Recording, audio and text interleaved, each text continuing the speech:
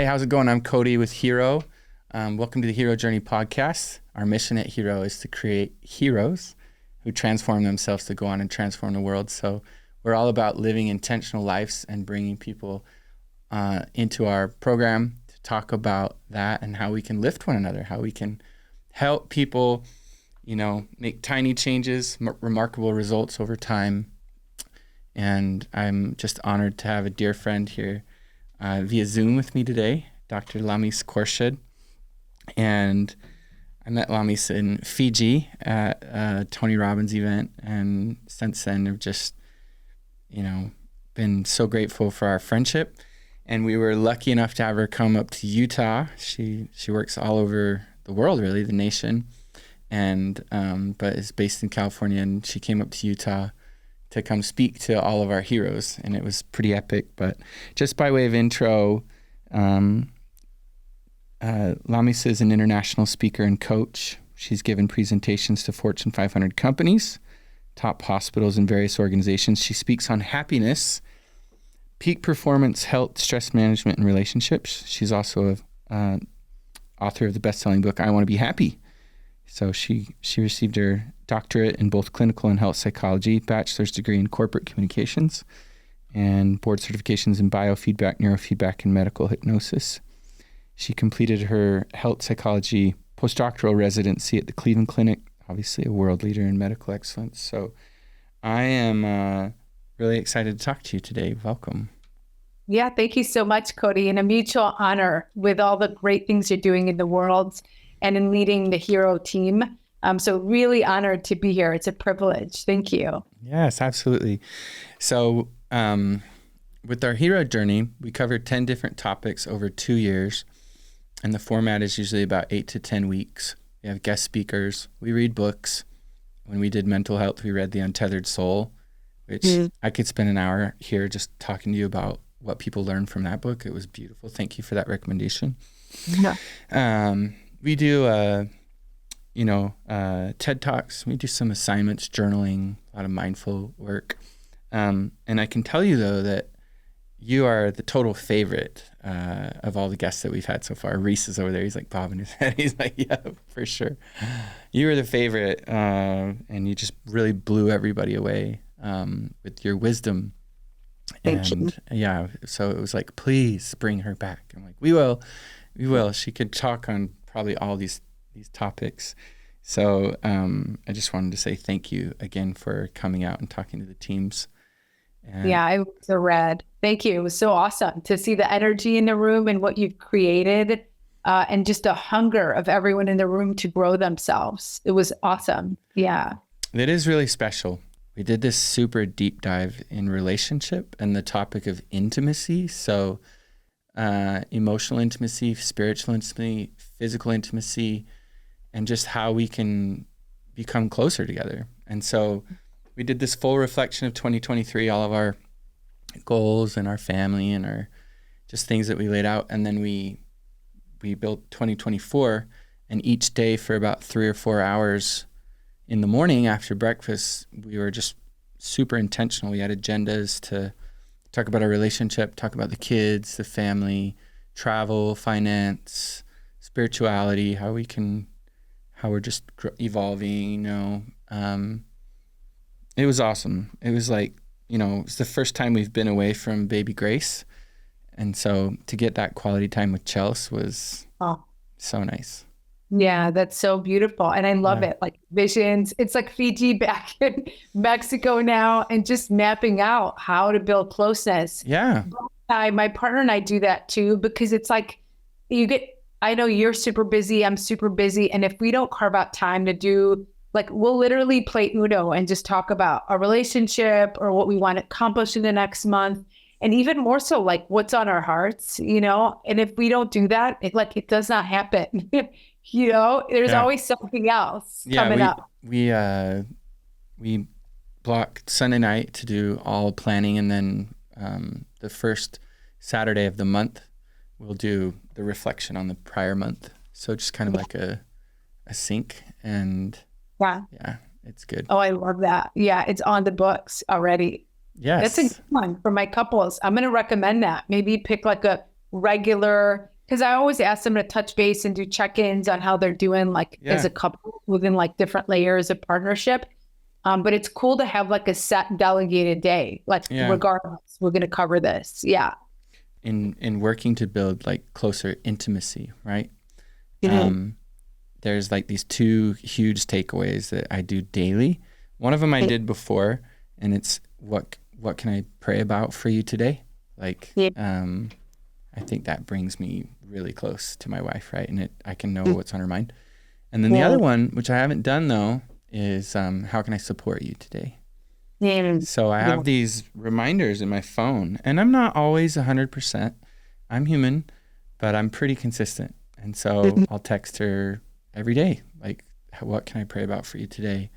Or and how can I support you today? And it's all different, you know, it's so different, but it's a way that I can, you know, connect with her immediately with like what's going on with emotions and her feelings, and how can I support you when I get home? And it's really, really effective. So I share it a lot with a lot of the guys that are married, the families, couples here, and guys that are, you know, in serious relationships. Yeah, I love that. I love your questions too, because it really tells her that you care about what's on her heart. And a woman opens and connects to her feminine through the caring for her heart. So I think guys are in a conundrum because so often like they grew up without expressed emotions or platforms to talk about how they're feeling. And then if they're in male-female relationships, it's a really hard dynamic because the woman they want to express their emotions. They want to express what's going on in their lives. And if a man doesn't know prompts on how to do that or isn't connected to his own, that can really be emptying for her. What I love about what you're doing is you're expressing an interest in her heart and her concerns, and just that understanding opens her to you, makes her feel safe around you. And that's going to connect her more in her feminine and maintain the polarity of your partnership. And we could talk about that anytime. It's beautiful. Yeah. Thank you. You know, we are doing this challenge right now inside the company. We're on physical health right now, which I'd love for you to talk about because I know how important that is with regard to mental health and movement and body movement. Everyone in the company every day has to do a 45-minute workout, drink 1 gallon of water, read 10 pages from a book. They have to do, this week, they have to do 100 push-ups a day. They have to, what else? Follow a very strict diet. So, you know, paleo or whatever you're doing, but something strict, no alcohol or cheat meals. And this is for 70 days in a row. And we have this, you know, accountability group, and they're all sharing these updates and pictures. And every week we have these new challenges. So next week we cold plunge for 3 minutes, and the week after that we do 50 burpees a day. And so it's really cool though, because everyone's committed and everyone's doing it. And we have at the end of it, we're calling it the Outstanding Hero Award. The person that we feel like really stood out the most is going to get $300, and of course all the peer-to-peer recognition. So but it's really cool because, as you mentioned a minute ago, it's like a tribe of leaders that just want to level their lives up. They're hungry for it. So when we feed them with amazing people like you and direction and challenges, they just go for it. So I'm inspired, like sitting back.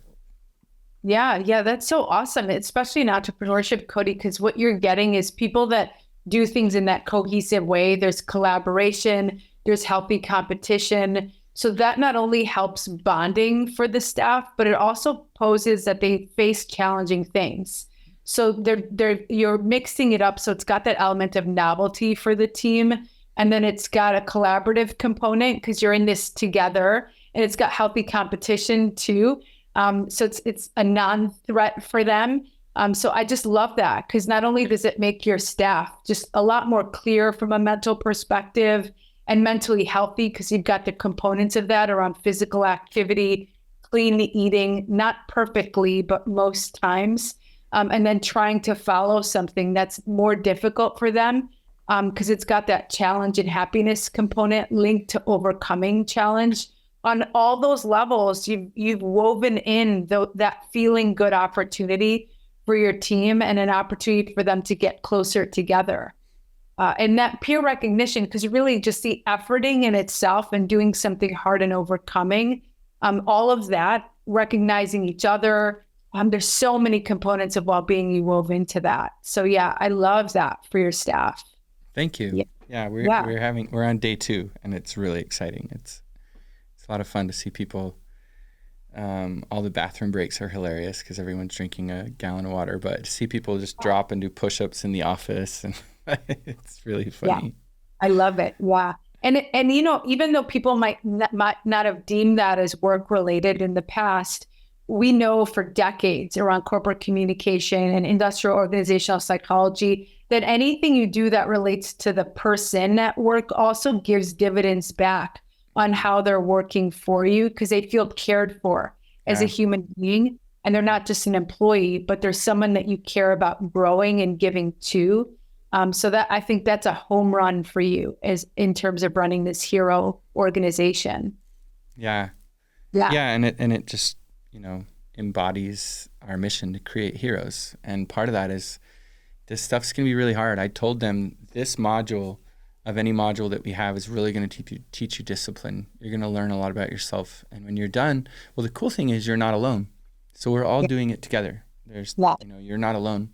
But then when you're done, you can look at yourself and say, I can do hard things. If I choose to, if I really choose to have the discipline and show up, I can do really hard things.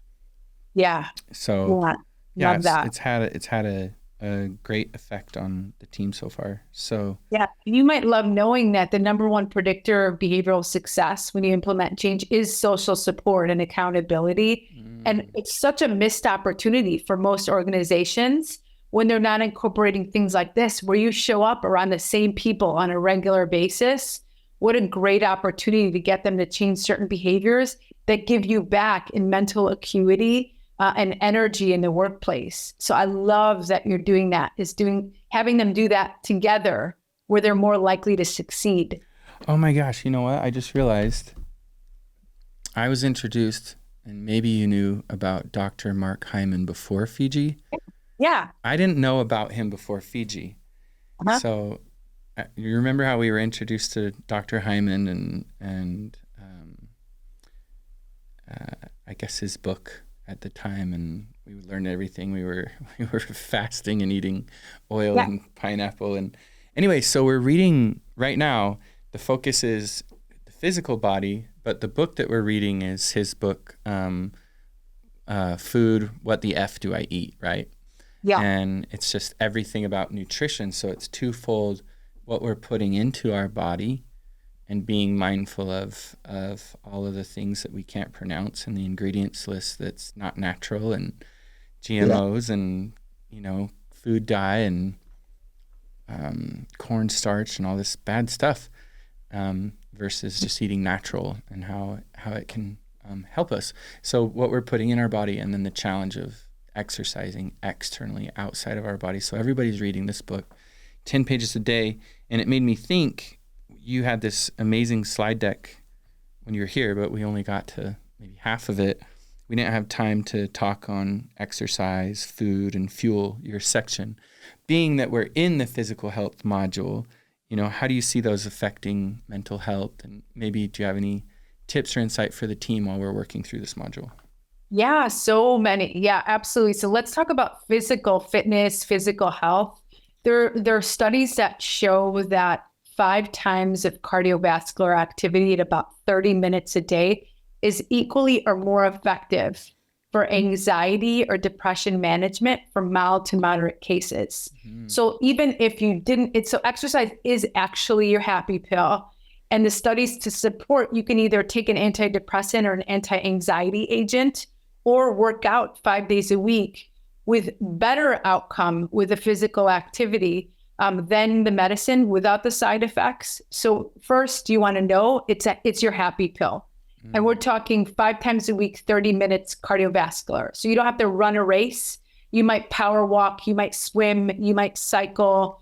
And it doesn't need to be intense activity. It just needs to be moderate activity. Yeah. So that means they're moving and you can still get a sentence in. So it sounds a little bit like this. If you can't speak, that's vigorous activity. And that's good for anti-aging benefits for shorter durations of time. And that's always a tricky balance with HIIT training and how much stress hormone you maintain on a daily basis. So just to circle back, we want moderate activity. We want it most days of the week. The other studies support standing desks. So right now I'm standing talking to you. Most of my work is done standing or walking. I actually do most of my client calls walking in private areas or moving for many reasons. So we know that standing, just a standing desk alone, improves mood, decreases anxiety, because people are not meant to sit at desks for prolonged periods of time. And I know your employees might be a little bit on the move, so I'd love to hear more about that. So we're standing more, we're pacing or walking more. We've got some activity 5 days a week in cardio. And then the last part is weight training. So they recommend 2 to 3 times a week by national standards. I know people that do it 5 days a week, working different muscle groups. Again, at a moderate level, but nothing too intense to induce too many stress hormones. All that to say is some people think depression is a result of mood, but a lot of health psychologists believe that depression is actually a result of lack of movement, poor dietary choices, lack of sleep, and not managing attitude or mental health as well. The combination of all of that. So the summary, just the landing place is, if your sleep is off, it affects your mood. If you're not doing the activity at what I just recommended, including moving most of the day, standing or walking and getting cardio in, your mood should be impacted. And that last part is, if we're feeding ourselves junk into the body, it affects inflammation. Inflammation affects mental state or mood. So there's a lot here that we could probably spend the rest of the time on, but I love your questions around that. Because when I get a referral for depression or anxiety, my first thing is to run through all the things you just brought up. How much are you moving? How many hours are you sleeping? Is it restorative sleep? And then lastly, what does your diet look like and the frequency of your meals? All of that affects mood. That's so good. Yeah. It's so good. And we work, I guess our average age is around 23 or 24 of the people at the company. So they're just, they just don't know what they don't know. They think what they eat should just be fine, right? They're not aware of what's going on. So this is a more broad question, but when you talk about managing mental health, you've helped thousands of people. What's the recipe? What's, like, if we could tell the, youth that are coming up, what's the recipe to be in a really great state of mental health? Yeah, it's a big loaded question, but the recipe starts with actually your last question. Is your physiology has so much to do with your mental health. And that's not just how you're moving, but it's also avoiding toxins coming into the body. And that's through food, that's through alcohol. And avoiding food allergens that create inflammation. So that's your second component that we brought up. Your third is sleep, because sleep deprivation results in poor mental health and a difficulty regulating emotions. So when we sleep, there's a part of the brain called the amygdala, and it's responsible for your fight or flight response. So if we don't get adequate sleep is about 7 hours. Anywhere between 6 to 8, with 7 being that magic number through research. There's a lot of research out there to support the 7 number, but 6 to 8 is our good window. But that sleep regulation affects your ability to look at the world and see positive things. Sleep deprivation is when you look at the world and you could look at something neutral and see the negative in it. So I want to emphasize that. And good sleep requires no eating 3 hours before sleep, and limiting alcohol consumption, especially at night before sleep, which affects the quality. So I'm talking quality sleep. So physiology has a big impact, Cody, but the other thing that has an impact is what we put into our mind. So I want all the listeners to know, including all the people that you see at work, is our mind runs negative. Yeah. It's not meant to be positive. It's meant to scan for problems for survival.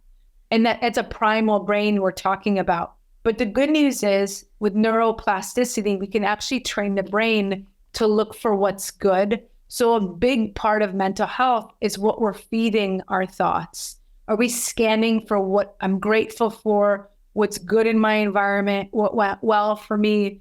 Because if you're not intentional, it's going to bring you to what's not done, your Christmas plans, all the gifts you still need to buy, what's in the things you have to do this week.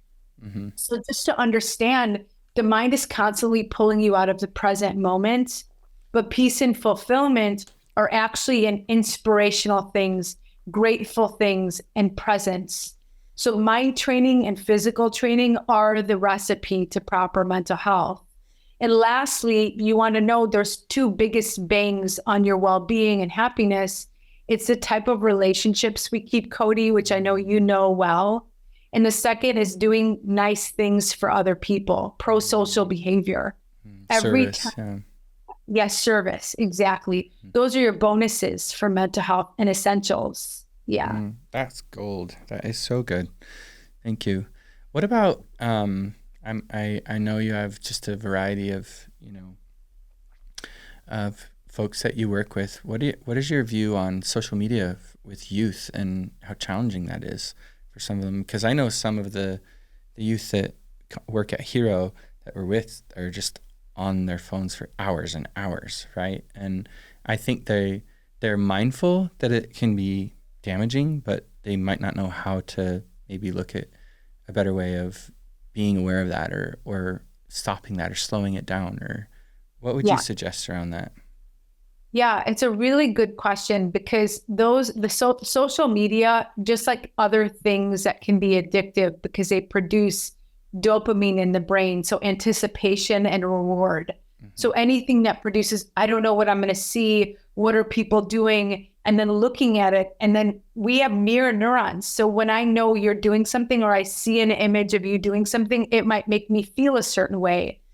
Mirror neurons are our ability to empathize with other people's experiences. So we can go on social media and experience all these things through mirror neurons of being on vacation or having a joyful event, or someone gets proposed to and someone's traveling somewhere exotic. So that if used well, we can encourage and support each other. We can know what's going on in the lives of people we care about. So some use is not bad. Yeah. It's when that use becomes a constant diversion to the present moment and it shifts attention.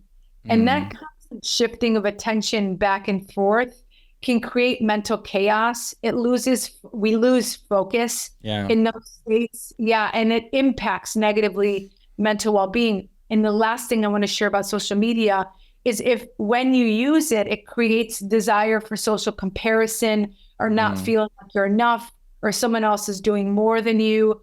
If it starts to bleed into that, then it's not being used for the healthy purpose. Yeah. I encourage listeners when you're on social media to say, am I going to enjoy and learn about other people's lives? Am I going to get inspired, or is using this going to pull me away from this moment, or it's going to put me in a cycle of comparison, which is going to be actually a downer to my mood? Right. Yeah. Yeah. And I think it's really important to talk to them about boundaries and filtering out and not following accounts that are going to, that have some type of negative impact on your mood or put you in the wrong space, That's a great point. So Cody, that first point of boundaries is with addictive things, we can have good intentions, but get lost in the moment. Mm-hmm. So those addictive things, it's the same part of the brain as sugar, sex, drugs, phones. Like all of those things produce a feeling of seeking and a reward afterwards. So we do need boundaries on that. How much am I willing to go on social media today? Or you can even check on your devices, like how much I use it and what screen time. Yeah, exactly. Yeah. And for the parents out there, you can actually control screen time, because I see a lot of kids that are on their phones for hours and hours. but you And can, Cody, they need that. Like the undeveloped brain, because they're young and they still haven't built impulse control at the extent of a 25-year-old. They need that from the parents. They can't self-regulate. yeah, exactly. They'll just go for hours and hours and hours nonstop. Right. That's right. Yeah. We have so many takeaways from when you visited and spoke with us. I have a few here. Moving our minds to what we want to experience, being deliberate about but choosing what we focus on, spreading joy through micro bits throughout the week. One thing that really stood out and everyone talked about was how you were using this idea of wise mind to choose how you want to feel as you witness your thoughts. Can you explain that again and just, kind of talk about that? I think it parallels with a lot of the mental health, the awareness and using that, and how some of our younger, generation can tap into that a bit more.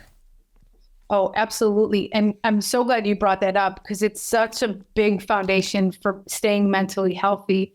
So if you look at it this way, the mind, it's constantly chattering.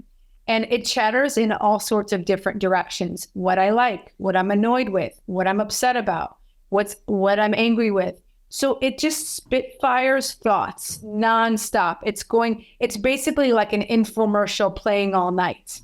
And we want to make sure that we're not chasing every thought that comes into the mind or identifying with those thoughts. So psychologists call this metacognition. It's you watching the thoughts.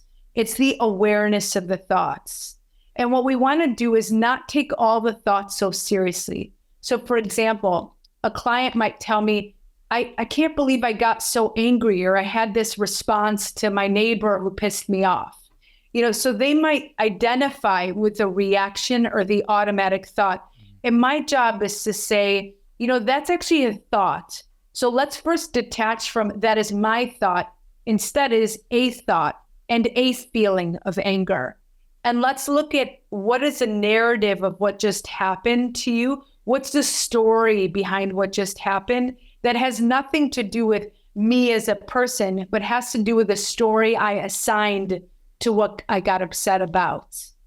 So what we're talking about is the ability to witness the thoughts, witness the emotion, and not say Cody's thought, Cody's feeling. It's to say, oh, I had a thought. What is that thought? Is it helpful to me? Do I want to go down that road? So it's the ability to witness the mind, to de-identify is that thought is me, that feeling is me, and to stay curious about where the mind went and why. And in that place where we can stay curious about our reactions, we no longer are trying to have no reaction. Most people want to get to the place where they're not reacting to their environment. And I have a different philosophy because I haven't seen it done. Unless you're a monk, I have not seen it done. I can't do it either. What I want clients to learn to do is to witness a reaction and to stay curious about what happened and what needs to get healed that's exposing itself. Yeah. And that's really powerful when your whole life becomes a curiosity as to why was that thought there? Yeah. Why did I have that reaction to this person?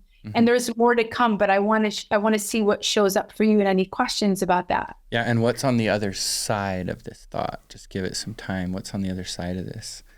Yes. I think that's captures quite a bit of the untethered soul, right? We're not the person, we're the observer. We're the one that hears it. We are not the voice. And I think that was massive for a lot of people when they were, reading about it and learning about it. So.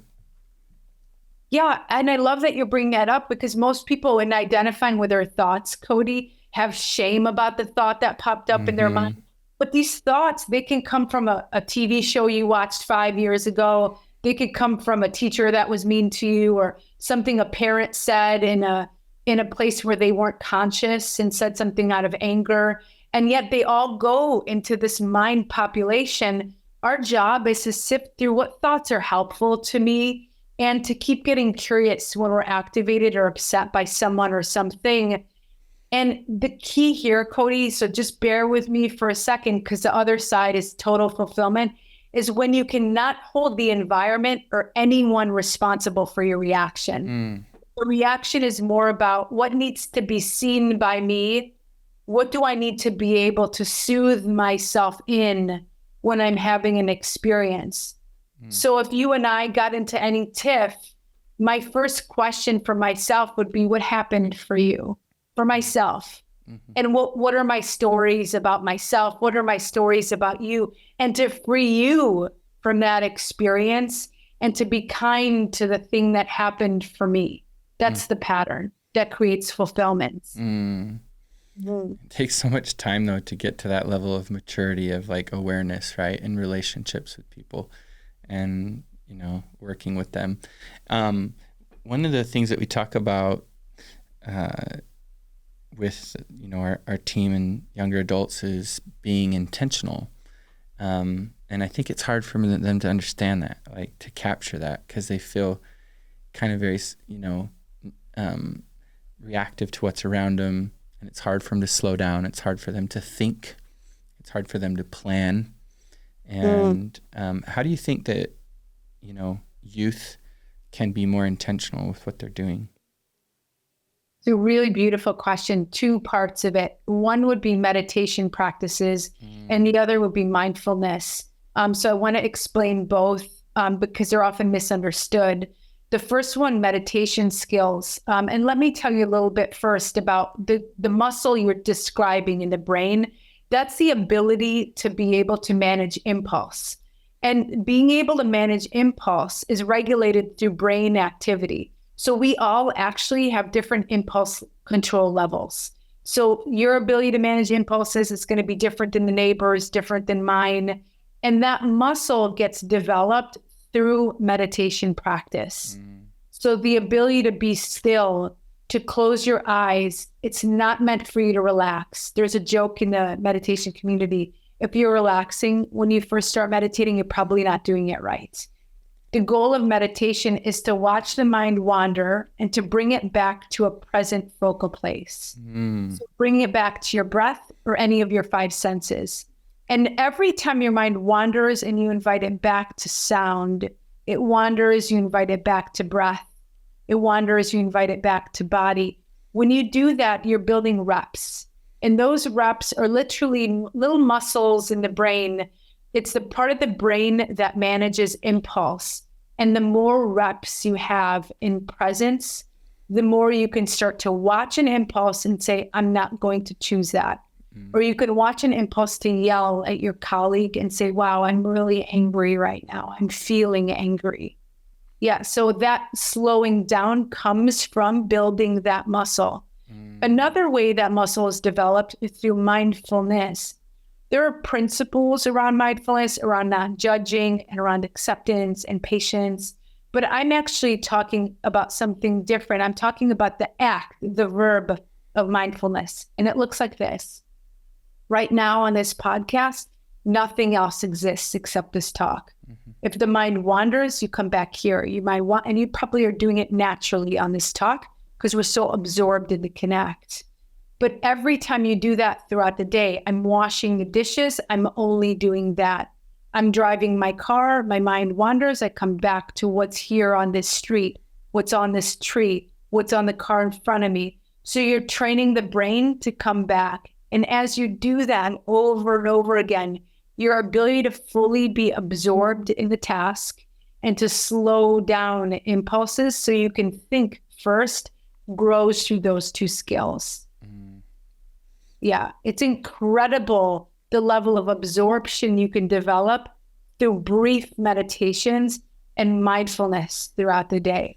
Yeah, we loved that meditation you did when you were here.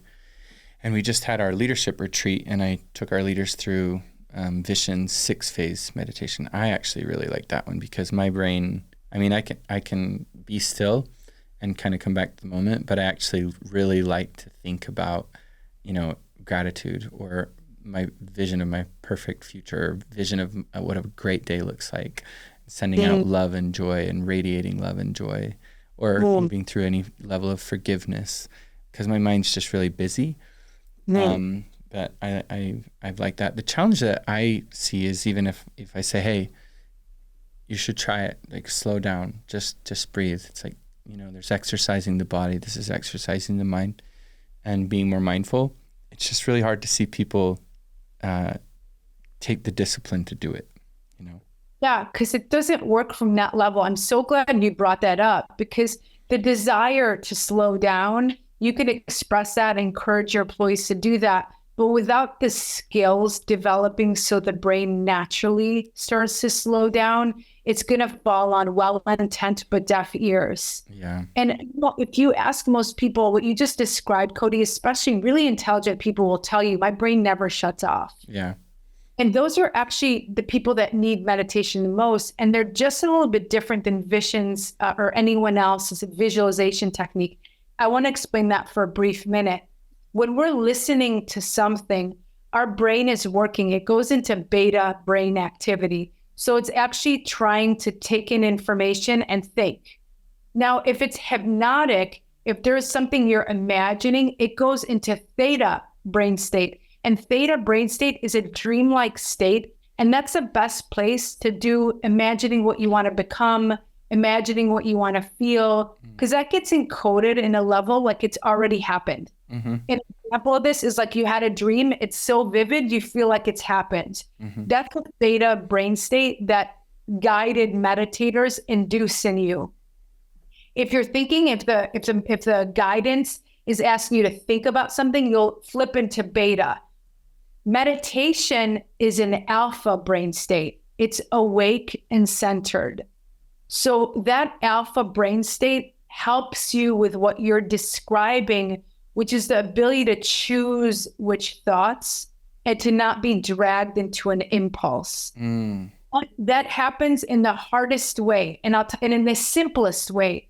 You're in silence and there's no stimulation coming in, and the mind goes somewhere and you bring it back over and over again. And those are the reps in the alpha brain state that help with impulse control. Another pro benefit of this is it helps with anxiety, because often in anxiety, things that make you anxious delay your ability to retain stuff or to think properly. So when we're in these brain states where we can slow down and articulate, like we're doing here in this session, sentences, thoughts, rapid fire, our ability to do that comes from a clear place. And if we've done the alpha brain state, we're choosing instead of being dragged by the mind. Yeah. So I'm glad you brought that up. Totally different meditations for different purposes. Yeah, and the feedback's always the same when we finish. If you finish a meditation, it's like, how do you feel? And everyone's like, centered, peaceful, aligned. And that's something like, well, remember that. Let's come back to this more often, So that's beautiful. And Cody, what's cool is when you remind people, that's actually our natural state. So outside of all the fears we fill our mind with and the what ifs and the what's next, in presence is that state. And we don't have to have eyes closed to experience it. We are in it. I can feel now when we're present, we're open to what shows up, and we're not trying to make anything happen except what's here now. Yeah. We deal with and I guess many people deal with this, but limiting beliefs, negative self-talk, doubts. What's the best way to regulate that? To maybe try and remove it? What are some practices to work around those things? Yeah, that's the best and the most sought after question, Cody. And if someone tells you they don't have those thoughts, don't trust them. Yeah, exactly. Everyone around you has those moments or those thoughts that populate the mind, and yet they're just thoughts. And usually those thoughts show up because there's something that's requiring courage or there's regret in the past. So we can expect some of those thoughts when we're doing challenging things. We just don't want to buy into them. because we can't grow. So here's the thing about growth. Growth requires us to step out of our comfort zones. But when we step out of our comfort zones, we're a little bit novice at that thing. Or maybe it's a little bit new. And with newness, we're not experts. When we're not experts, there goes that self-talk. So we just want to treat that as, par for the course. Thoughts are going to come up when I'm doing anything challenging. And that's the only place growth occurs, is when I do something new. I learn something new. I expose myself to something new. So if you leave your mind alone, it's going to keep wanting certainty because it feels safe there. It doesn't get happiness there. What we want is these constant challenges. And when the mind chatters, is to know that that's par for the course with novelty. The second part is sometimes we've absorbed those things from people that lack the skills to tell us otherwise. Yeah. So when people, they might have a parent who was self-critical and also was critical with a child. And that child grows into an adult who still hears that voice. Right. And it's that adult wants to have compassion for the parent that didn't have those skills. And then the knowledge that the only person that can give you that voice of enoughness, the only person that can always give you that is you, the decision and the devotion to saying those things to yourself. Not the automatic thoughts, but the devotion to always talk to yourself as you would your best friend. And that doesn't come natural or spontaneous. It's a decision and a devotion. So every day I'm going to be kind to me. Every day I'm going to know I'm imperfect. And as those days accumulate, Cody, like any other habit, that becomes a way of being, of true care and love inside. And it only happens through the practice. It won't be spontaneous. Yeah. I'm really excited to share this with the rest of the team. I see Reese over here smiling, like just you're dropping gold nuggets left and right.